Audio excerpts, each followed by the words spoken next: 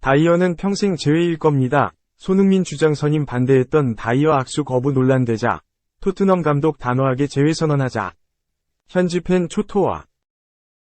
대부분의 A대표팀 소집 첫 훈련을 소화하지 못했던 주장 손흥민, 토트넘 호스퍼, 이번에는 처음부터 같이 출발한다.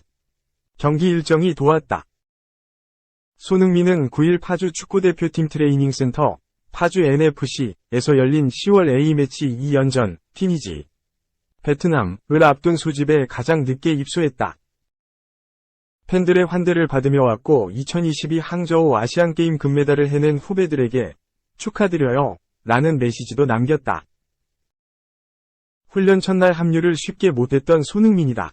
경기 일정으로 인해 영국 현지에서 늘 일요일 저녁 비행기를 타고 월요일 오후에나 인천국제공항에 도착했다. 훈련 시간이 지나서 파주 NFC에 들어와 피로 회복만 겨우 하고 경기를 뛰는 경우도 있었다. 그러나 이번에는 루턴타운과의 2023-24 프리미어리그 8라운드가 현지 시간으로 지난 7일 정오를 지나 열렸다. 루턴은 런던 서북부 외곽 도시로 우리로 치면 파주 정도에 있다. 끝나고 바로 영국 런던 히드로 공항으로 이동하는 여유가 있었고 8일 오후에 귀국했다. 클린스만과 감독과 처음부터 볼 기회가 생긴 셈이다. 이번 2연전에는 총 24명이 부름을 받았다. 다만 김민재, 바이에른 미넨, 황인범, 츠르베나 즈베즈다, 조규성, 미트윌란, 박용우, 알아인은 10일에나 합류한다. 오형규, 셀틱, 위경우 첫날 훈련을 거를 가능성이 있었지만 시작에 맞춰 도착해 몸을 풀었다. 국제축구선수협회 FIFA로는 지난 5일 세계 44개 리그에서 뛰는 265명의 선수의 새 시즌 기록을 분석한 결과를 발표했다. 손흥민은 22만 3,637km를 이동했다. 지구를 1.92 바퀴 돈 것이다. 비행시간은 300시간이 넘었고 경기 출전 시간은 1만 3,576분이었다. 2022 카타르 월드컵 등 여러 대회가 있었던 것을 고려해도 상당한 수치다. A대표팀 경기가 20경기였고 국내를 오간 것을 포함하면 더 그렇다. 토트넘에서 같이 뛰었던 해리 케인, 바이에른 미넨 과도 비교했다. 케인은 159경기에 출전했고 1만 4,051분을 소화했다. 손흥민과 비교해 출전 시간은 많으나 이동 거리는 8만 6,267km. 비행시간도 123시간이었다. 부상도 손흥민에게 뒤따랐다. 햄스트링부터 안와 골절, 탈장 수술 등 여러 상황이 있었다. 최근에는 사타구니가 좋지 않다는 소식도 따랐다. 좋지 않은 여건에서 A대표팀에 합류한 손흥민이다. 그나마 토트넘이 무패로 1위를 달리는 중에 합류라 다행이지만 A대표팀은 다르다. 클린스만 감독의 불신이 여전한 상황에서 9월 웨일스, 사우디아라비아전 1승 1무의 흐름을 티니지, 베트남을 상대로도 이어가야 하는 부담이 있다. 클린스만 감독을 보좌하는 안드레아스 헤어초크 코치의 모친이 위독해 대표팀 합류가 불발됐다. 모친을 간호하던 부친 역시 다리를 다쳐 공격을 다듬는 헤어초크의 부재가 크게 보인다. 피곤함을 안고 온 손흥민은 팬들 앞에서 환하게 웃으며 몸 상태에 대해 괜찮습니다 라고 답했다. 위례적인 대답인지 정말로 좋은 컨디션인지는 손흥민과 대표팀만 알 것이다. 클린스만 감독은 이날 오전 기자 간담회에서 올 시즌 손흥민은 유럽축구연맹 챔피언스리그 UCL에 뛰지 않아서 체력 부담이 덜할 것이다. 제가 현역 시절 대표팀에 올 때는 선수로서 특별한 순간이고 특권이라고 느꼈다. 조금 피곤해도 전 모든 출전 시간을 뛰고 싶었다. 정말 동기부여가 된다. 제게는 대표팀 가는 것이 휴가였다. 물론 선수들의 부담은 알고 있다. 몇몇 선수들은 피곤하겠지만 막상 오면 모두 경기에 나서고 싶어 한다. 라며 현실적으로는 뛰어야 한다는 의지가 피로를 누를 것이라고 답했다. 토트넘과 A대표팀의 경기 강도가 다를 것은 없다. 다만 엔젤 포스테코글루 토트넘 감독은 손흥민에게 선발 기회를 주지만 70분대에서 교체해주며 체력을 조절해주고 부상 가능성을 최대한 막고 있다는 점이다. 반대로 클린스만 감독은 6월 A매치 당시 손흥민이 뛰지 못했고 9월은 유럽 원정은 국내에서 치르지 않았기에 손흥민을 더 보여주겠다는 의지로 충만하다. 손흥민은 첫 훈련에서 자전거를 타며 피로 해소에 나섰다. 그라운드 운동이 아닌 자전거는 카타르 월드컵 당시 종아리 근육 문제로 어려움을 겪었던 김민재, 바이에른 미는 또 탔던 기억이 있다. 물론 당시와는 상황이 다르다. 그래도 손흥민은 장기적인 관점, 특히 내년 1월 카타르 아시안컵까지를 생각하면 집중 관리가 필요하다. 티니지전에 나서고 베트남전 출전 시간을 줄이는 등의 배분이 필요한 것도 사실이다. 클린스만 감독은 저 역시 15년 동안 독일 대표팀과 소속팀을 오가며 뛰었다. 늘 하는 일이다. 물론 손흥민, 김민재는 특별한 존재다. 하지만 그들도 한국에 와서 좋을 것이다. 소속팀 코치진과도 소통하고 있다. 라며 국내 A매치 선발을 통해 향수병을 덜고 동시에 상태 점검 등을 충분히 할 수 있기에 출전은 합당함을 설명했다. 어떤 선택을 하더라도 손흥민의 효율적 관리에 대한 문제 제기와 걱정은 계속 이어질 것으로 보인다.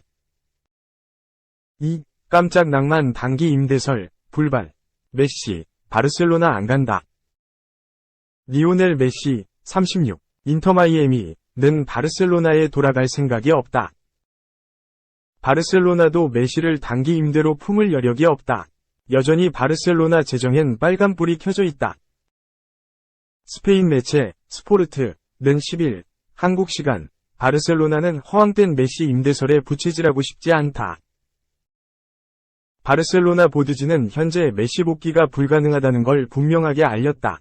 메시도 마찬가지라고 보도했다.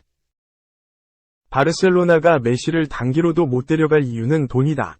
매체에 따르면 바르셀로나 측은 몇 달간 단기 임대를 진행할 수 있지만 재정적 페어플레이를 FFP 때문에 메시를 등록할 수 없다.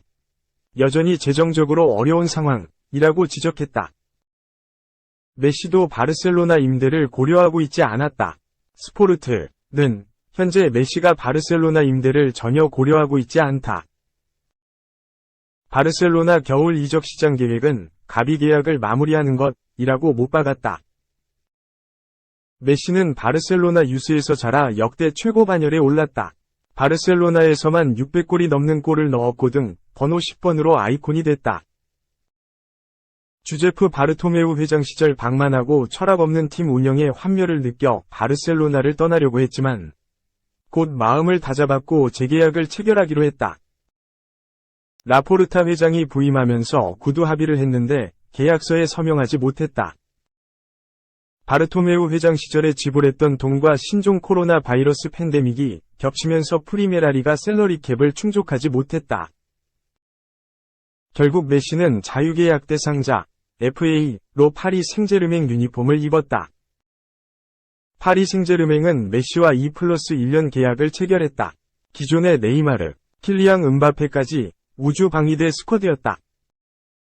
자타공인 유럽축구연맹, 우에파, 챔피언스리그 우승 스쿼드였지만 그토록 바라던 비기어를 들지 못했다. 파리 생제르맹은 메시와 재계약을 원했다. 이번 시즌 뒤에 1년 연장 옵션을 발동하려고 했지만 메시의 반응은 시큰둥했다. 아르헨티나 대표팀에서 카타르 월드컵을 우승한 뒤에 잠깐 분위기가 좋았지만 연장 계약 협상은 지지부진했다. 후반기에 사우디아라비아 홍보대사 일정자 자리를 잠시 비웠는데 출전 정지 중징계로 건널 수 없는 강을 건넜다. 파리 팬들도 팀 패배 이후 사우디아라비아에 다녀온 메시에게 아유와 비판을 퍼부었다. 메시는 자유계약 대상자 FA로 파리 생제르맹과 작별했다. 파리를 떠나면서 지난 2시즌 동안 파리 시민들에게 감사하다. 난 그들이 미래를 위해 최선을 다하길 바란다. 며 공식적으로 작별 인사를 했다. 새로운 행선지를 결정했다. 프로 커리어 처음으로 유럽 밖에서 뛰게 됐다. 인터 마이애미는 공식 채널을 통해 메시 영입을 암시했고 MLS 사무국은 메시가 올해 여름 인터 마이애미로 합류할 의사가 있다는 걸 알렸다. 우리는 정말 기쁘다. 공식적인 합의까지 마무리 작업이 있지만 역사상 가장 위대한 축구 선수 중 한 명이 MLS에 오는 걸 환영한다. 고 발표했다. 메시는 난 바르셀로나 복귀를 정말 원했고 돌아갈 수 있다는 생각에 흥분됐다. 하지만 구단이 선수들을 방출하거나 연봉을 낮춰야 한다고 들었는데 그런 일을 또 겪고 싶지 않았고 모든 걸 책임지고 싶지 않았다. 고 말하며 유럽과 작별을 알렸다.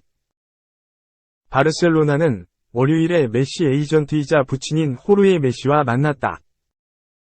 바르셀로나에 오고 싶다는 바람을 전달받았지만 우리에게 인터 마이애미 입단 결정을 말했다. 라포르타 회장은 메시가 최근 받아온 압박과 스포트라이트에서 벗어나 수요가 적은 리그에서 경쟁하길 원하는 뜻을 이해하고 존중했다. 메시는 바르셀로나 팬들의 사랑을 받아왔고 앞으로도 그럴 것이다. 행운을 빈다. 라고 설명했다. 유럽을 떠나 미국에서 커리어를 이어가기로 결정했다. 인터 마이애미는 지난 7월 구단 공식 홈페이지를 통해 발롱도르 7회 수상자이자 월드컵 챔피언인 메시를 데려오게 됐다. 메시는 2025년까지 우리 팀에서 뛴다. 라고 발표했다. 지난달 메시 영입을 암시하는 영상을 올린 뒤에 마침내 공식적으로 영입을 알린 것이다. 이어 새로운 집으로 맞이할 수 있어 영광이다. 우리는 2018년 전 세계 최고의 축구 선수를 데려올 수 있는 야심찬 계획을 세웠다. 믿어주신 팬들께 감사하다. 우리는 계속해서 꿈을 현실로 만들겠다. 고 알렸다. 구단주 데이비드 베컴도 10년 전 마이애미에서 새로운 팀을 만들려고 했을 때 훌륭한 선수를 여기로 데려오는 게 가능하다고 믿었다. 오늘 그 꿈이 이뤄졌다. 정말 자랑스럽다. 빨리 메시가 뛰는 모습을 보고 싶다. 고 말했다. 최근 절친 네이마르가 파리 생제르맹 생활을 털어놨다. 네이마르는 브라질 매체 글로보의 스포르테와 인터뷰에서 파리 생제르맹에서 지옥을 뚫고 살았다. 팀 역사를 만들고 다시 챔피언이 되려고 파리에 왔다. 그것이 메시와 함께 파리 생제르맹에서 뛰었던 이유다.